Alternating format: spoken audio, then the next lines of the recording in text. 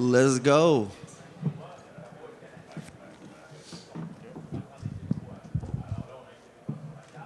Charles, over here. Let you finish your water first. The weight cut's always nice. Yeah. So I was going to ask, just how's just fight week in Camp Ben as a whole? You got, Bilal's preparing for his big time. Jesus, bro. My goodness. What was that? I have no idea.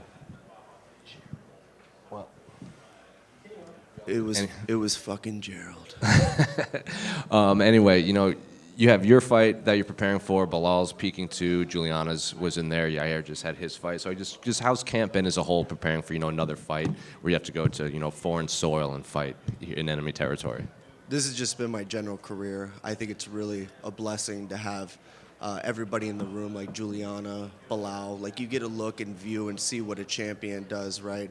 How they conduct themselves. So I feel like we have a really good momentum heading into this. And foreign soil, again, I'm the Jorge Masvidal of my generation.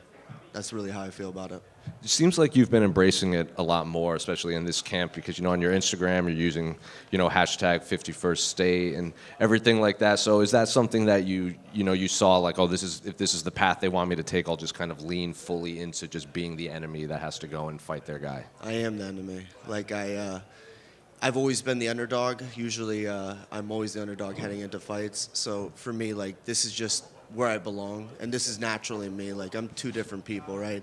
I am a person outside of the sport, but then in the sport, I am the heel, naturally. That's why whenever you see that post-fight speech in Australia, people dug it because it was authentic. It was who I am. You also said on your Instagram that this was the most stable you'd been preparing for a fight. So I guess what did you mean exactly by that? So it's hard when you're in a relationship with somebody that is successful and they sacrifice everything to be with you over a dream. And for me, somebody who was 3-3 as a fighter, who ended up making it to the UFC at 30 years old, right? And then eventually, just after that last fight, that's why I got emotional, because like there was a lot riding on that one too, because they're cutting people like crazy in the UFC. So to go out there and finish a guy like Seisenberg, who's a dog, right?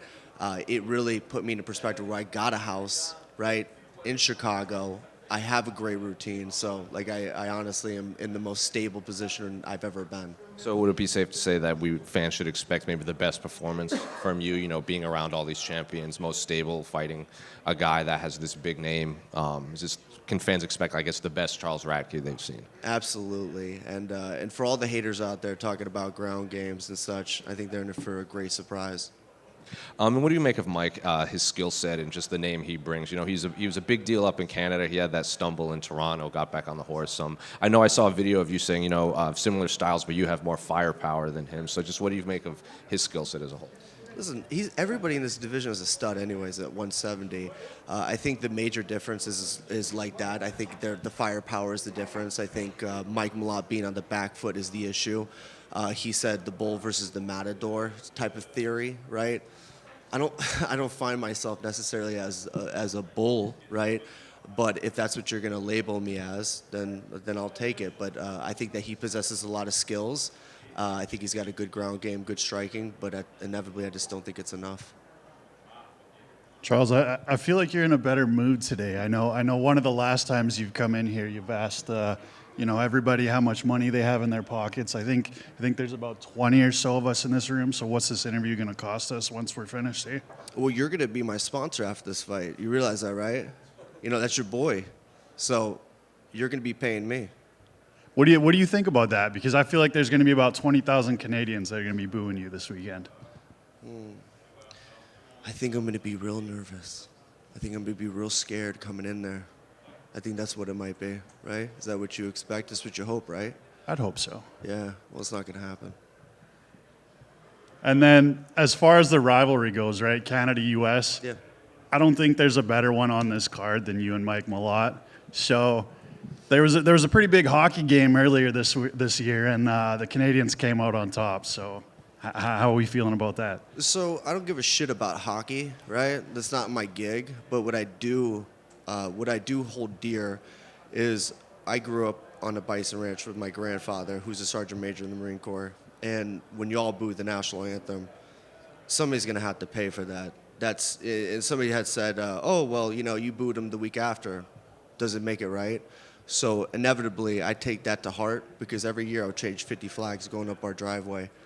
So, yeah, you're going to see the results of it. And realistically, do you think they're making a mistake by not having you guys at the press conference tomorrow? Listen, I think that if you guys are looking for more of a selling point, I think absolutely. I think when you look at the presser right now, there's a lot of respect there. There's not enough scumbags. You need a little scumbag in there, right? A little bit of Chuck Buffalo wouldn't hurt anybody. So, me personally, I think a lot of people aren't going to be necessarily paying for the pay-per-view. So the spot that I'm at right now is a great spot to be in because there's going to be a lot of people viewing. So I'm honestly happy with my position. Final message to all the Canadians coming out this weekend. Basically, fuck you and fuck Full Send. Charles, right here. Just going to your right. Do you fight better when you're fired up? I would say so, yeah. I mean, that's just like my natural state. My good training partner over there, Gerald Mershart, knows what's up. I mean, I'm pretty fiery in the gym. I talk a lot of shit. That's just that's just who I am as a person. I have a chip on my shoulder. I've had a chip on my shoulder since I started this, and it's going to be no different coming Saturday. And then one last quick one. Your only loss in the UFC came to Carlos Prats, I believe, and obviously that's aged pretty well given where he's gone. But what did you think of his performance the other week? I think personally, it was good. I think that he almost finished the fight on Ian Gary, but honestly, give it to Ian Gary for showing up for 3 weeks and putting on the performance he did. And I think it was just a cardio issue on his behalf. If you would have gave him more time to be ready for that fight, I don't think it would have even been close at all. The 3 rounds at the beginning had showed it. Thanks. Yep. Right here. When you're looking at Mike's game, where is it that you feel that you'll be able to better him, or is it more looking at his overall game and thinking you can beat him in every area, Charles?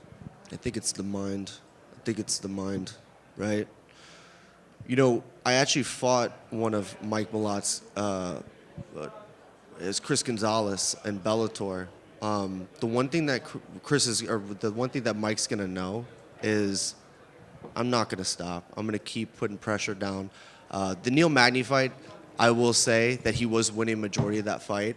But I think one thing that will always impact you and always will stay in your mind is when you're staring at the lights in Canada and you see that is impacting you, quit on yourself. That's just a dialogue. When you quit like that and you stare up at the ceiling, that haunts you for life. And also remember this. What was Mike's last fight and how did it go? Question for you. Well, he won. He won question. in Edmonton, yeah. Yeah, but how did it go? What did it look like to you? Well, he looked a little bit gun-shy, looked a little bit hesitant after coming off the loss. Was that guy a heavy hitter? No. What did my fight look like after a loss with protest? Yeah, well, it looked pretty good. You got him out there quick.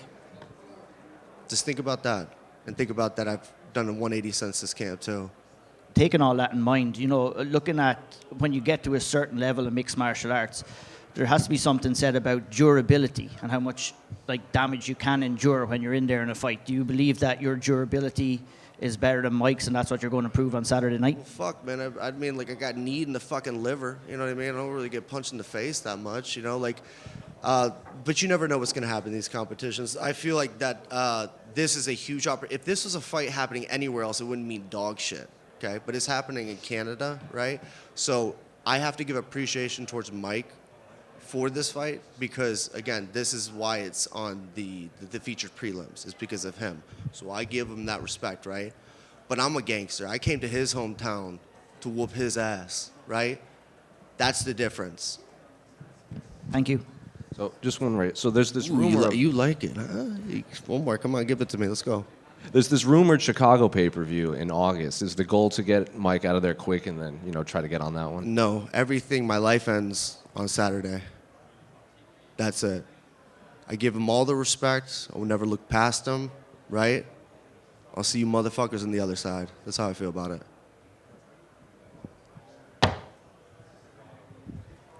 Bounce, dog.